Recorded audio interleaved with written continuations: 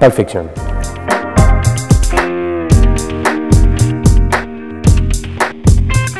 Esto va cambiando con el tiempo. Ahora, Interstellar.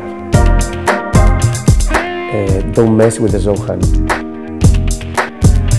El final de Filadelfia, las imágenes esa de que es como si fuera Tom Hanks de pequeño y tal cuando llega a la casa. ¡Buah! Eso me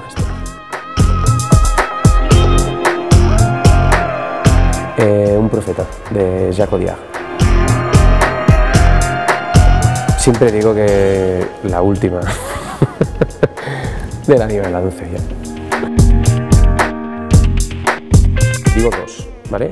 Notting Hill, que además me da la sensación que se llevan fatal Hugh Grant y Julia Roberts, y otra que me descojono, que es romántica, pero a mí prefiero la parte de comedia, es la de Cuando menos te lo esperas, de Jack Nicholson y Diane Keaton, ¿es? Sí. Buah.